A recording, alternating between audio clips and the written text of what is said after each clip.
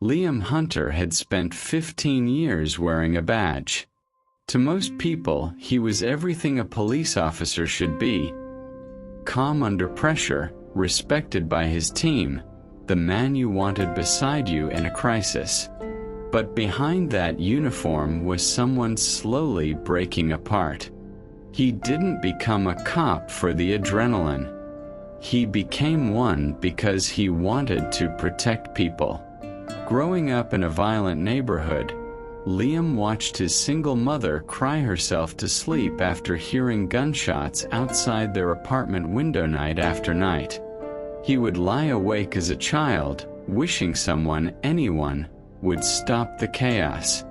When he turned 21, he swore he would be that person for someone else. 4 years he was. Domestic disputes, armed robberies, drug raids, car accidents with crying children in the back seat. He saw it all, and every memory carved itself into him like a knife. But the night that broke him wasn't the loudest or the most dramatic. It was a quiet Thursday. A call came over the radio. Child in danger. Liam and his partner were closest. When they arrived, the house was silent. Too silent. Inside, they found what every officer secretly fears. A father in a violent rage. A terrified little boy hiding behind a couch. And for a moment, just a moment, Liam hesitated. It was barely half a second, but it was long enough. Long enough for the father to grab a weapon. Long enough for the situation to explode. Long enough for Liam's partner to take a blow meant for him. Backup arrived minutes later. The boy survived. The father didn't. And Liam's partner, he didn't make it either.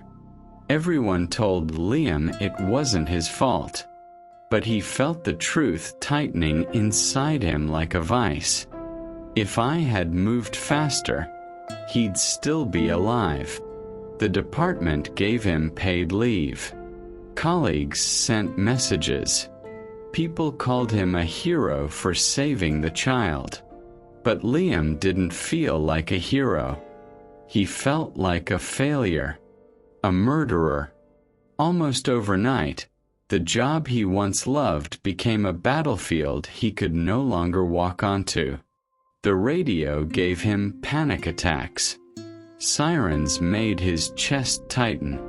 He couldn't sleep without seeing the scene replay over and over like a broken film reel. He stopped meeting friends. Stopped answering calls. Barely spoke to his wife, Emily, who watched the man she married disappear right in front of her. She tried everything: encouragement, space, counseling, tough conversations, but nothing reached him. Liam wasn't avoiding help. He was drowning. One night, Emily found him sitting in the dark living room, staring at nothing. His face pale, his jaw clenched, his hands shaking. "Liam," she whispered, kneeling in front of him. "Please talk to me." He didn't blink. "It should have been me," he said, voice hollow. "Don't say that," she begged, tears filling her eyes. He didn't move. Didn't look at her. Didn't feel anything except the crushing weight of guilt. Weeks passed. The distance between them grew. Emily slept alone more nights than not. She prayed, but she felt her husband slipping away. And then came the night she feared most. Liam didn't come home. His car was parked near an abandoned loading dock, engine off, keys still inside. No note, no message, just silence. Emily's heart nearly stopped. She called his precinct. his friends, anyone she could think of. Hours later, they found him sitting at the edge of a river, staring down at the water like it was calling his name. He wasn't drunk. He wasn't angry. He was empty. A man who had spent 15 years saving others, and had no idea how to save himself. When the officers tried to talk to him, he didn't fight. He just whispered, "I can't live with this anymore." They brought him home, but the fracture was already there. This wasn't burnout. This wasn't stress. This wasn't exhaustion. This was a soul bleeding out quietly. Emily stayed awake all night beside him, praying, asking God why her husband, her strong, brave husband, was breaking like this. She didn't know the answer yet, but God was already preparing a rescue. Not through medication alone, not through time alone, but through something Liam never expected. A man he would meet in a place he never planned to go. Liam didn't go back to work. He couldn't. Even the thought of putting on the uniform made his chest tighten until he felt like he couldn't breathe. The badge he once wore with pride now felt like a weight he didn't deserve to carry. The department recommended therapy, mandatory counseling, time off, but Liam sat through the sessions like a ghost. He would nod, say he was fine, say he needed time. The truth was darker than anything he could admit. He didn't believe he deserved healing. Every morning, Emily watched him at the kitchen table. Eyes distant, coffee untouched, shoulders heavy as if he were holding invisible bricks. He wasn't angry. He wasn't yelling. He wasn't cold. He was simply gone. A shell breathing but not living. One evening, Emily placed a trembling hand on his. "Liam, we need help. Real help." He pulled his hand away gently, not out of rejection but because he felt unworthy of being touched. "I don't want you near me," he murmured. "Why?" "Because I'm not safe." She froze. "Liam, you would never hurt me." His eyes lifted, filled with tears he refused to let fall. "That's what my partner thought." She covered her mouth with both hands as tears streamed down her face. Liam stood and walked out of the room, not out of anger, but out of shame so deep he could barely breathe. Nights became the hardest. When the house went quiet. When Emily finally fell asleep exhausted from worry. The memories came. The little boy's scream. The father's eyes filled with rage. The moment Liam hesitated. The sound of impact. His partner collapsing. The blood. The radio static. The shouting. The silence. Sometimes he heard the boy's voice calling his name. Sometimes he heard his partner's last breath. But what haunted him most were the words he whispered to himself afterward. "You failed him." Those 3 words became a prison. A sentence he replayed every night until sunrise. Emily tried one last time. She approached him gently in the living room, her voice soft but desperate. "Liam, please, you're disappearing. I can't watch this destroy you." He didn't look up from the floor. "You should go," he said. "Where?" "Anywhere away from me." Her heart split. "Liam, I'm your wife." "No," he whispered. "You married a protector." Not this. She sank down beside him, tears running freely. I married you. Whatever you're facing, we face together. He clenched his jaw. You don't understand. I'm not worth fighting for. Emily stood abruptly, shaking her head. Then you don't know the man I married, she whispered. But I refuse to lose you without a fight. He didn't answer. He couldn't. Because deep down, he believed she would be better off if he disappeared. The breaking point came 2 weeks later. Emily came home from work and found the house silent. Too silent. She called his name. No answer. She checked the bedroom, the bathroom, the garage. Nothing. Then she noticed the front door slightly open, and his badge, lying on the kitchen table. Her breath caught. Not because he quit. He hadn't been working anyway.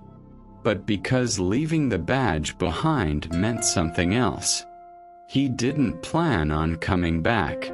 She grabbed her keys with shaking hands and drove aimlessly, scanning streets, parks, neighborhoods, anywhere he might go. Her mind raced with worst-case scenarios. She prayed out loud through sobs. God, please. Please don't let it end like this. Please find him. Please hold him.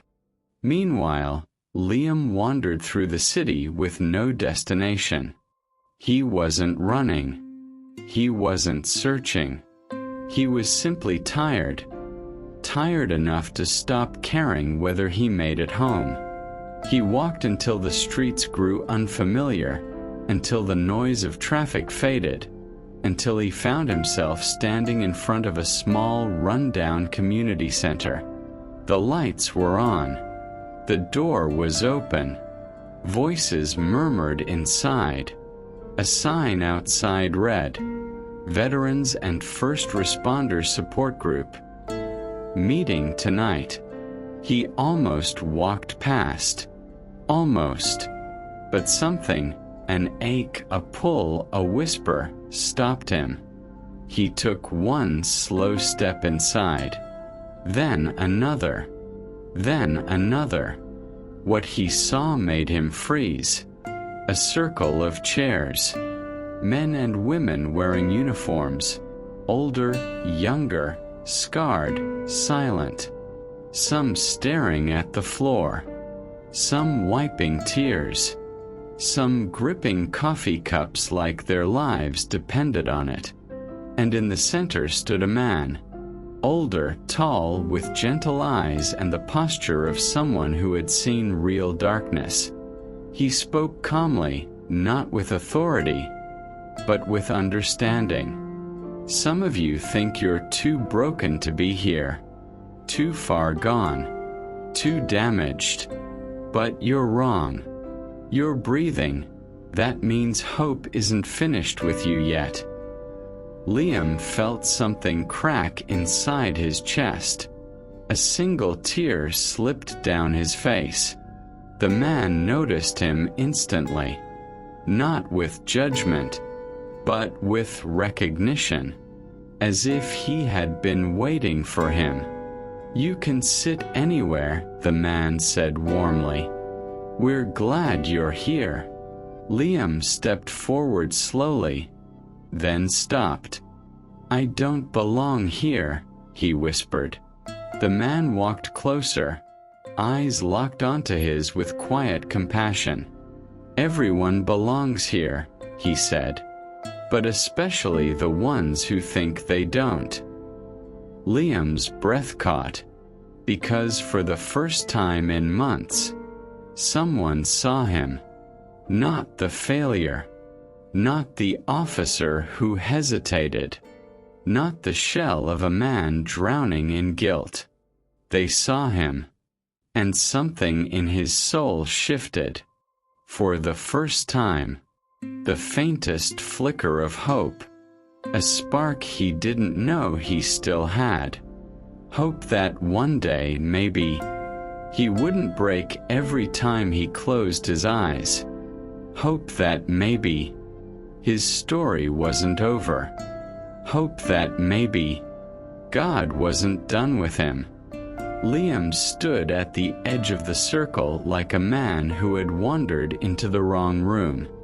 Part of him wanted to turn around and leave, walk back into the dark, disappear, but something kept him there. Maybe it was the way the others sat, tensed shoulders, haunted eyes, hands that had seen too much. They weren't polished. They weren't pretending. They were like him. The man who had welcomed him stepped closer and extended a hand. "My name's Caleb," he said. "Retired paramedic. I ran into too many burning buildings and not enough healing until Jesus grabbed me." Liam hesitated, then shook his hand. His grip was firm, steady, grounded. "I'm Liam," he managed. "Good to meet you, Liam." Caleb nodded toward the chairs. "You don't have to say anything tonight. You can just listen. But I'm glad you walked in." Liam swallowed hard and took an empty seat. The circle felt heavy. Not because of judgment, because of stories. One by one, people started sharing. A firefighter who watched a roof collapse on his best friend. A nurse who held the hands of too many dying patients. A veteran who still woke up screaming at 3 a.m., hearing explosions that weren't there anymore. A former cop who froze at the sound of fireworks. No one interrupted. No one rushed anyone. Every story was a confession, a release. When it was Liam's turn, he felt every eye on him, but not with pressure, with permission. He cleared his throat. "My name's Liam," he said quietly. "I've been a police officer for 15 years." Some heads nodded with understanding. "I lost my partner on a call.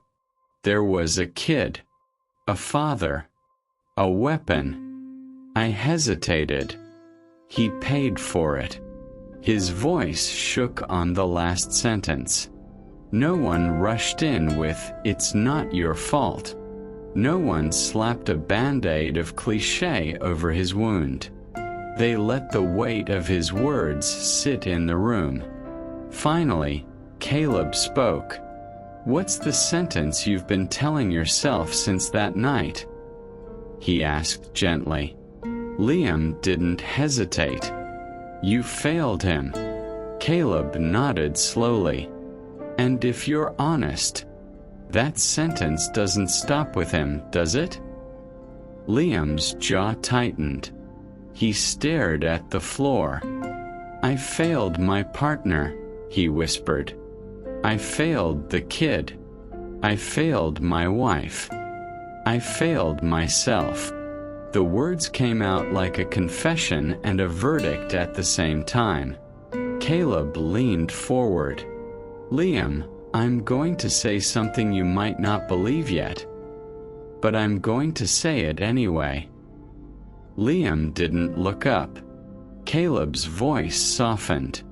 "That sentence you've been hearing, you failed him, that's not from God." Liam's head snapped up. "What? God convicts. He speaks truth. He points to what's wrong so he can heal it," Caleb said. "But shame doesn't invite you to healing. It chains you to the past." Liam swallowed hard. "I was trained," he protested. "I should have moved faster." "Maybe," Caleb replied. "Maybe you made mistakes. Maybe you froze. Maybe you wish you'd done everything differently. He didn't flinch. But that doesn't make you beyond redemption. Liam's anger flared, not at Caleb, but at the idea that someone could say that so lightly. You don't know what it's like to hear his voice in your head every night, he snapped. Caleb didn't back down. You're right. I don't know his voice, he said quietly. But I know the voice that told me I was worthless for years. I know the voice that told me I should have died in that burning building instead of the man we couldn't get to in time. I know the voice of guilt that turned into self-hatred. He looked around the circle. And I know that voice is not the voice of Jesus. The room fell silent. Liam's heart pounded. He wanted to argue, to push back, to hold on to his self-punishment like a twisted form of loyalty. But something in Caleb's eyes, the raw honesty, the scars, made it impossible to dismiss him. You said Jesus grabbed you, Liam muttered. What does that even mean? Caleb leaned back in his chair. It means I reached the point where I didn't want to live anymore. I was done. And the only prayer I could pray was, God, if you're there, I need you to do something because I can't fix this. He smiled sadly. And he did. Some nodded. Some wiped their faces. Then Caleb looked at Liam again. You're not here by accident, Liam. Liam scoffed softly. I just walked in.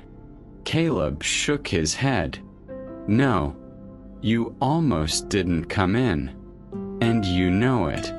Something nudged you. Something drew you. That's not coincidence. That's mercy. The word hung in the air. Mercy. Liam looked at his hands, seeing not just skin and bone, but the invisible blood he thought would never wash off. Mercy is for people who deserve a second chance, he whispered. I don't.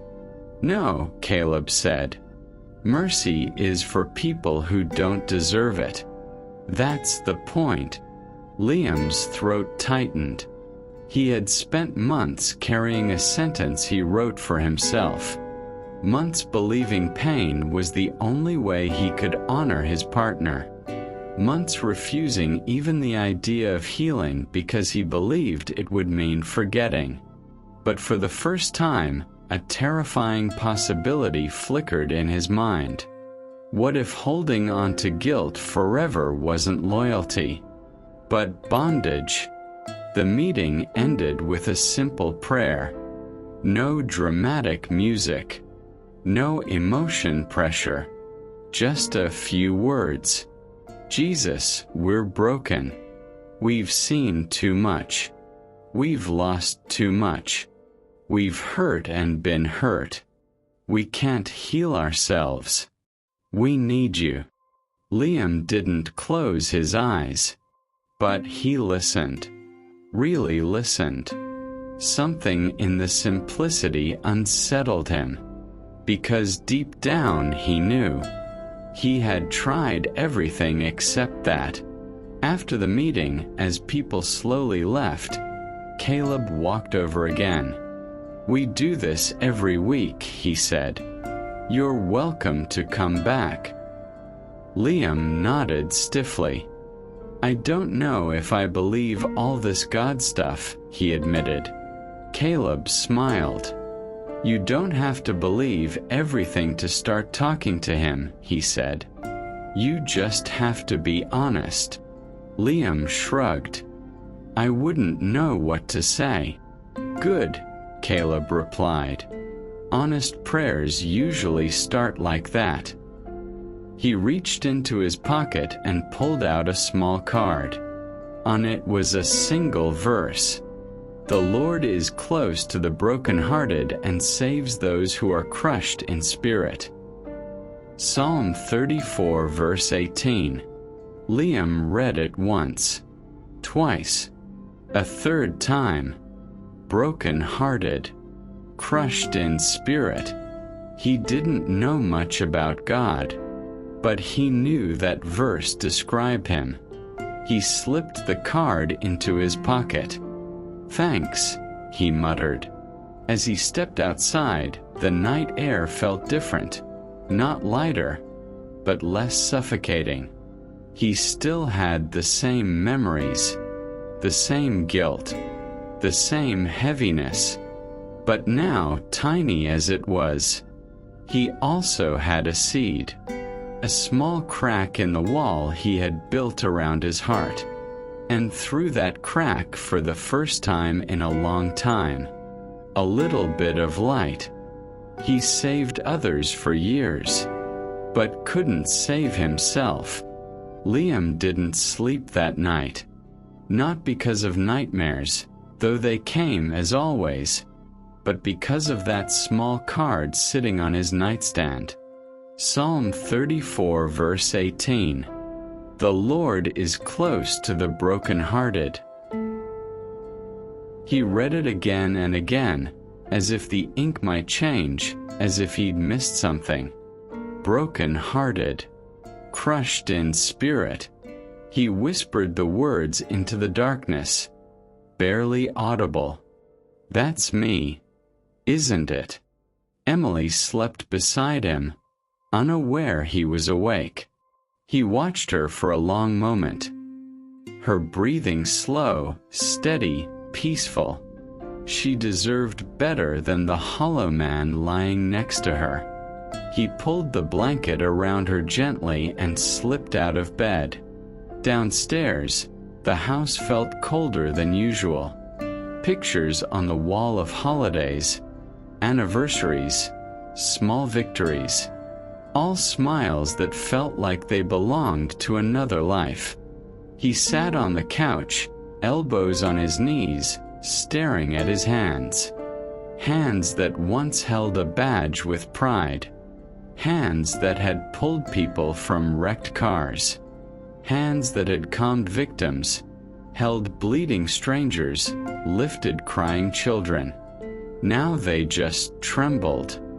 He whispered into the empty room, "What am I supposed to do?"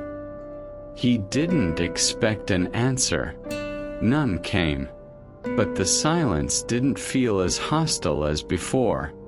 It simply waited.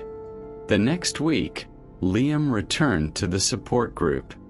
He told himself he wasn't going back, but his feet carried him anyway. When he walked in, Caleb smiled warmly. "You came back," he said. Liam shrugged awkwardly. "I didn't know where else to go." "That's usually how most of us end up here," Caleb replied. "Welcome back."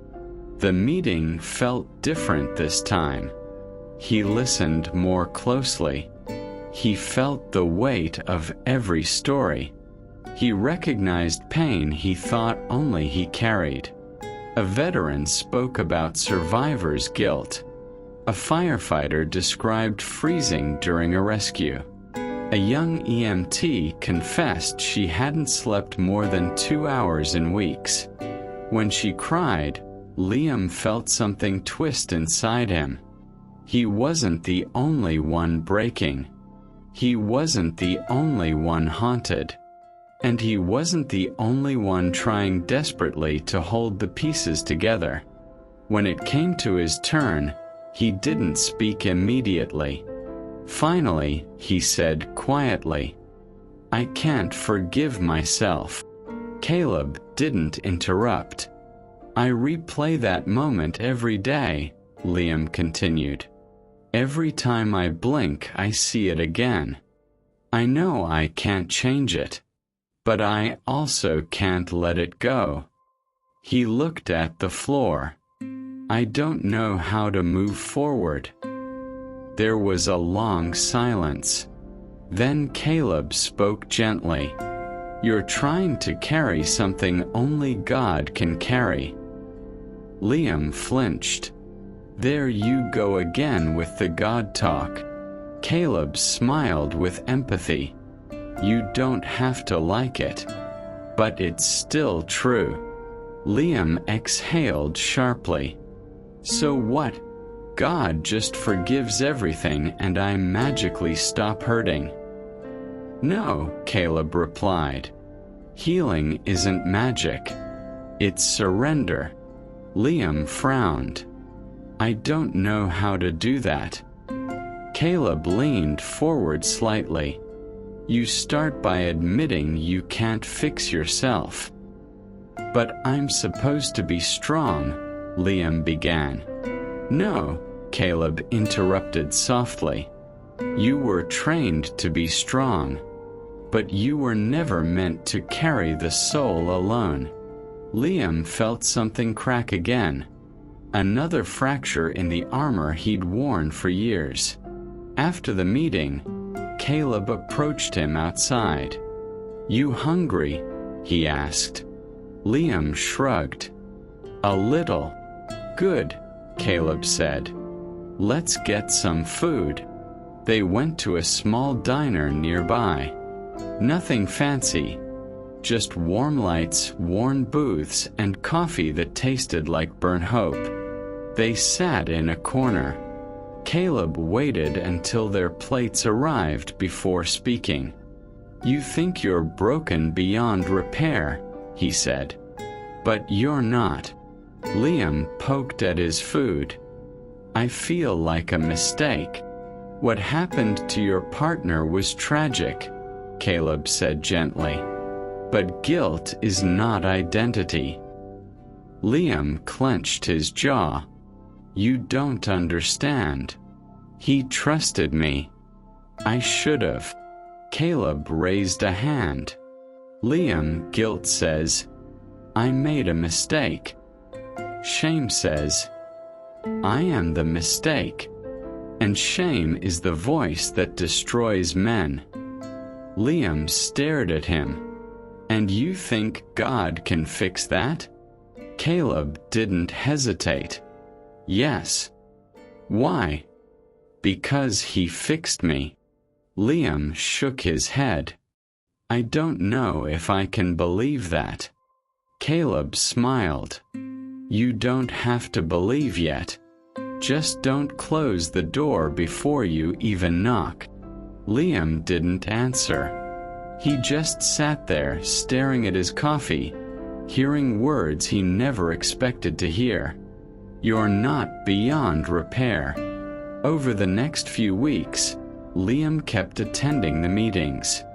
Not because he was better, but because for the first time, he wasn't facing the darkness alone.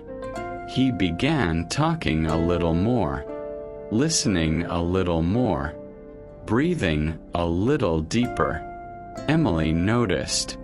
He still struggled, still woke up sweating, still avoided certain streets, certain sounds, certain memories. But he wasn't disappearing anymore. One night, Emily placed her hand on his chest as they lay in bed. "You feel different," she whispered. "Different how?" he asked. "Less gone." Her words hit him harder than any blow he'd taken on duty. He swallowed thickly. "I'm trying," he whispered. She nodded and rested her head on his shoulder.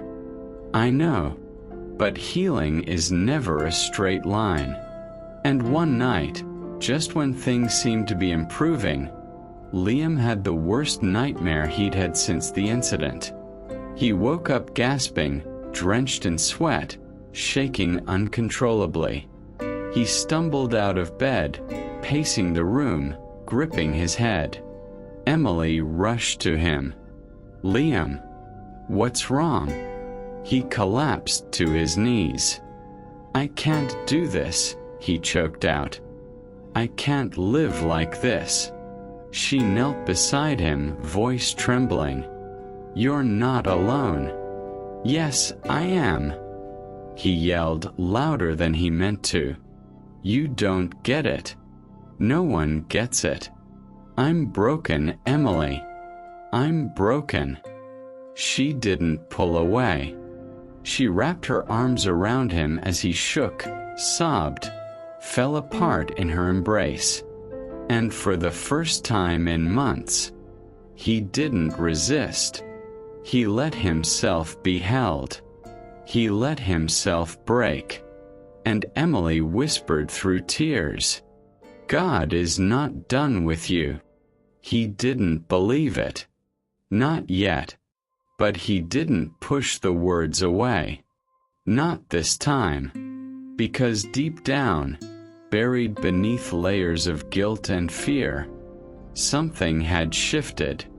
Something fragile. Something new. A quiet question forming in the back of his heart. What if God really is close to the brokenhearted?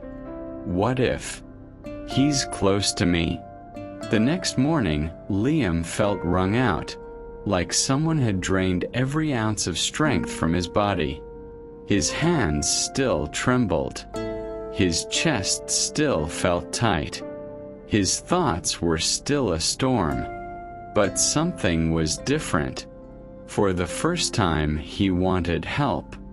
Not from medication. Not from distraction. Not from burying himself in silence. He wanted real help. The kind that touched places deeper than his memories, deeper than his guilt, deeper than anything he could understand. He just didn't know where to find it. That same evening, Caleb texted him, "Meeting tonight. Come if you can." Liam stared at the message for a long moment. He almost replied, "Not tonight." He almost ignored it completely. He almost stayed home, curled in the darkness that had become familiar. But something, a whisper, a pressure, a tug on the inside, pushed him to grab his keys and leave the house. When he entered the community center, he felt it immediately. The heaviness wasn't as suffocating. The air didn't feel as thick. The room didn't feel as threatening. Or maybe he wasn't as numb. He took his seat quietly. Caleb smiled without making a big deal about it. Tonight felt different, quieter, more serious. One by one, people shared deeper wounds than usual. A firefighter who froze during a rescue and lost a child. A soldier who returned home physically alive but emotionally dead. A nurse who couldn't forget the face of a teenager she lost on her shift. Every story carried weight. Every voice shook. Every confession released a little pain into the room. But it wasn't chaos. It was healing. Raw. Unfiltered. Painful. Holy. Then Caleb turned to Liam. "You don't have to talk," he said gently. "But if you want to, we're here." Liam swallowed hard. He stared at his hands for several seconds before he even spoke. Finally, words came out, slow, broken, honest. "I don't know how to let go." The room fell silent. Liam continued, voice cracking. "I replay that night over and over. I try to sleep, but I see him. I try to breathe, but I feel like I'm drowning. Every day I wake up thinking, if I had done one thing differently, he'd still be alive." A tear slid down his cheek, surprising even him. "I know I can't change it, but I can't stop carrying it." He lifted his eyes, red, exhausted, pleading. "How do I live with something like that? without it destroying me. Caleb leaned back in his chair, exhaled softly, and spoke with a calm firmness. You don't. Liam frowned through his tears. You're not meant to live with it. Liam blinked. What? Caleb leaned forward, elbows on his knees. Liam, you're carrying a weight only Jesus can carry. You're trying to be your own savior, your own judge, your own executioner. And it's killing you. Liam's throat tightened. I don't know how to do this Jesus stuff, he whispered. Caleb smiled gently. That's the thing. You don't do anything. You surrender. Liam clenched his jaw. I don't know how. Caleb spoke softer now. It starts with telling him the truth you're terrified to say out loud. Liam's voice shook. What truth?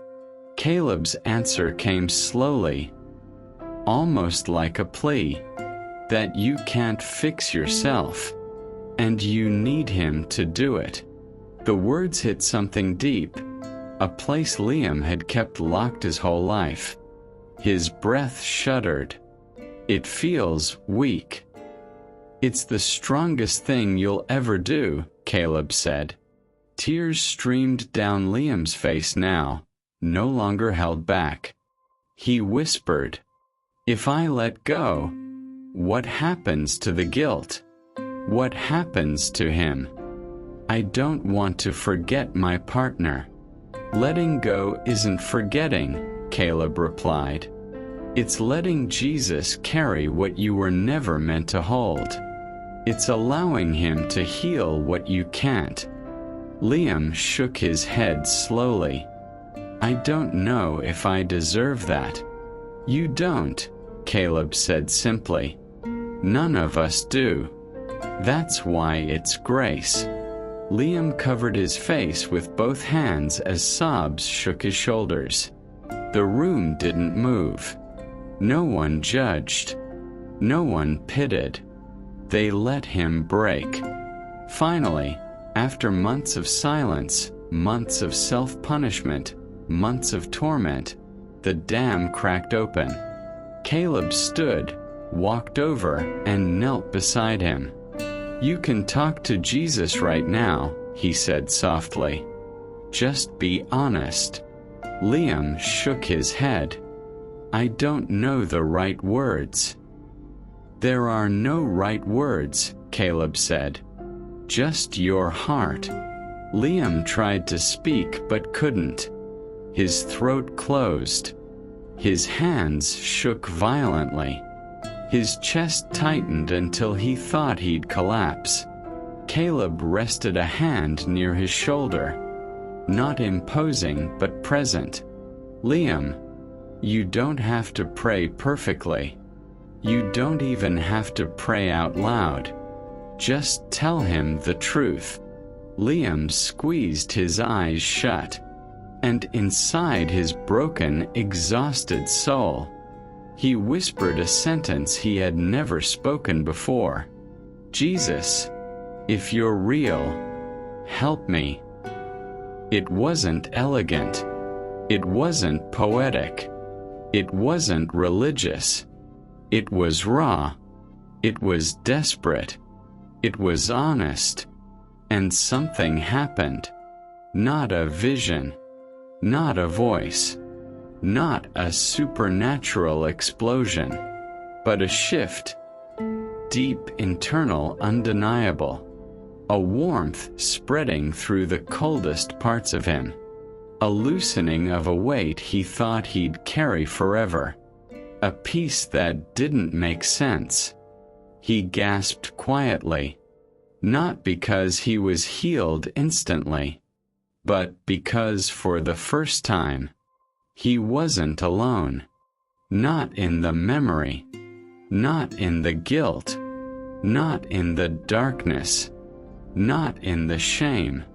Jesus met him there. And that meeting, subtle, gentle, holy, marked the beginning of a change he could never have made on his own.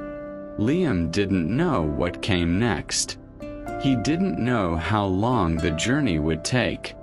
But he knew one thing with absolute certainty. Someone had finally reached him. And he wasn't going back. Liam didn't walk out of the community center a new man. But he walked out a different one. The guilt was still there, but it no longer suffocated him. The memories were still sharp, but they no longer controlled his breathing. The darkness was still real, but a quiet light had pierced it. And that light, small as it was, gave him something he hadn't felt in months. A reason to try again. In the days that followed, the nightmares didn't magically stop.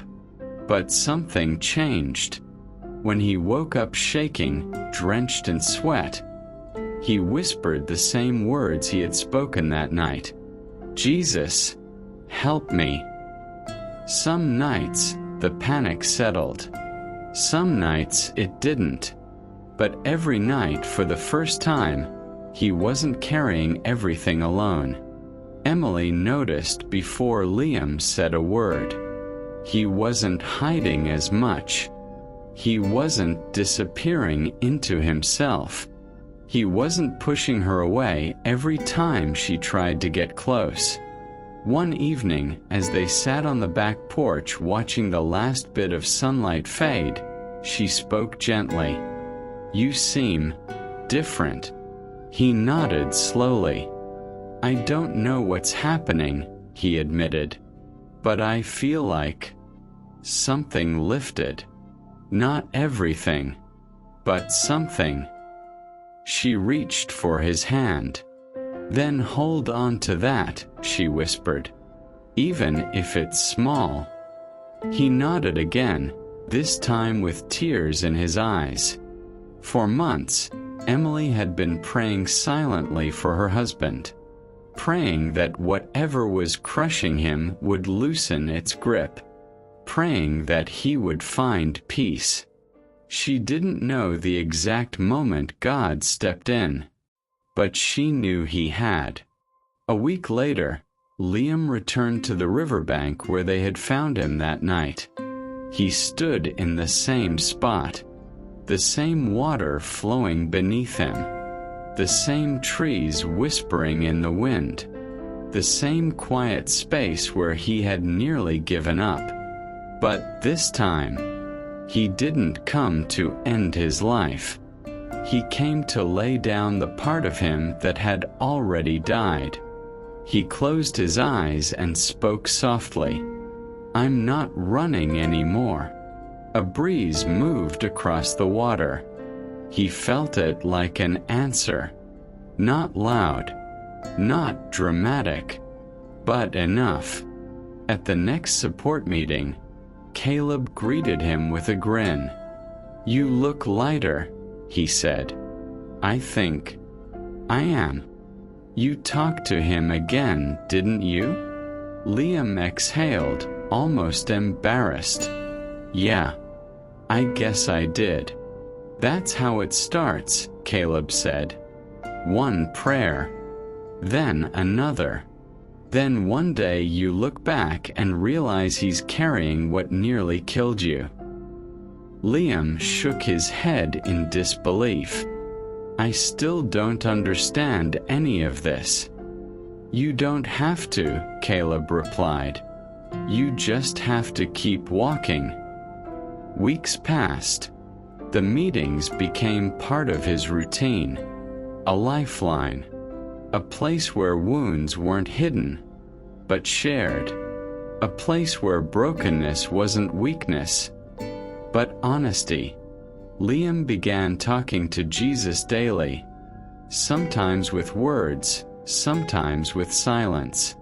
And slowly, painfully, beautifully, healing began.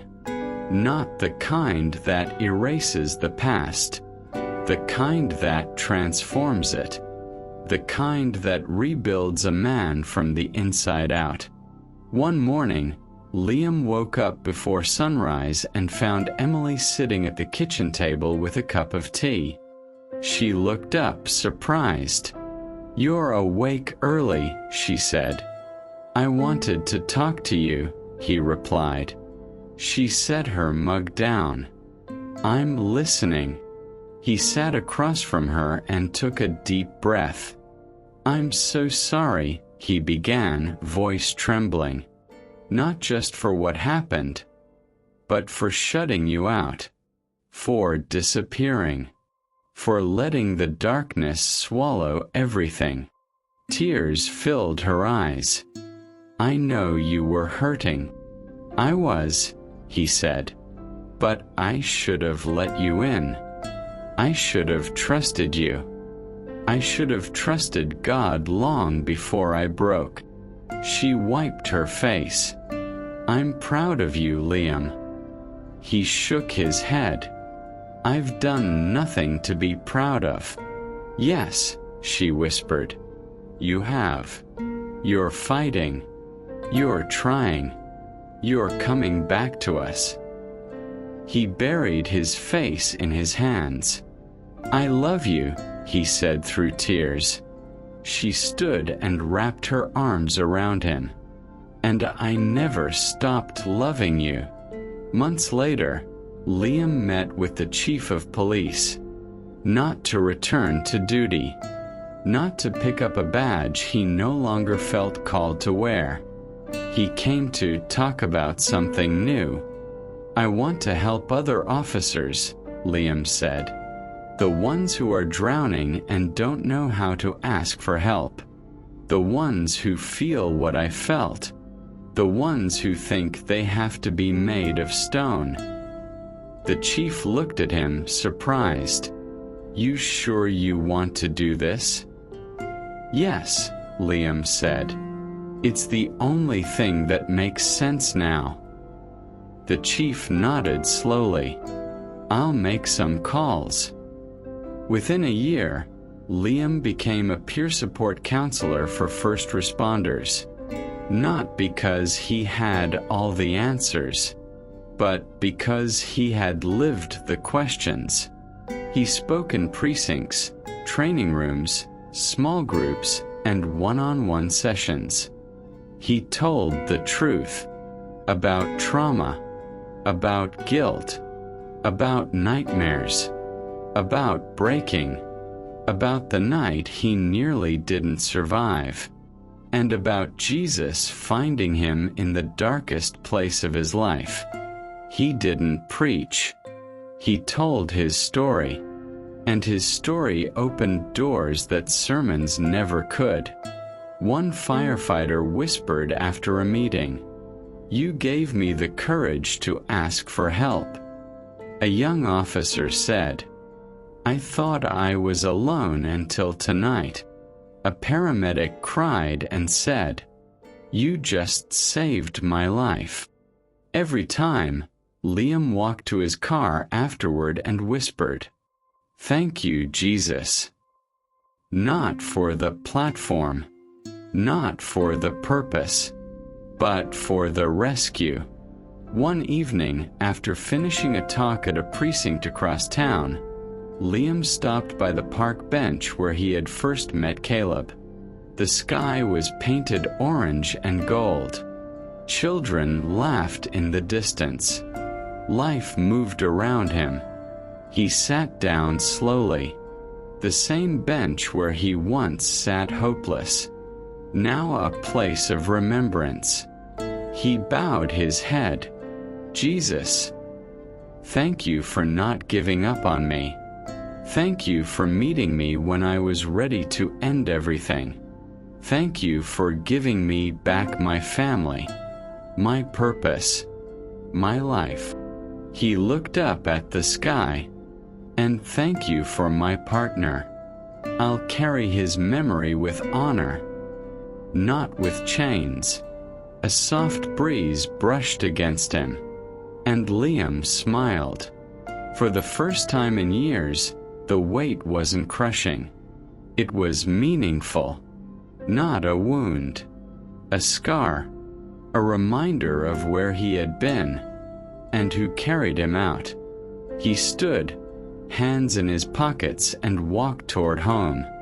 Not the broken home he once stumbled through, a healed one, a restored one, a home rebuilt, not by strength, not by willpower, but by grace. And as he walked, one truth settled deep in his soul. He had spent his life saving others, but only Jesus could save him.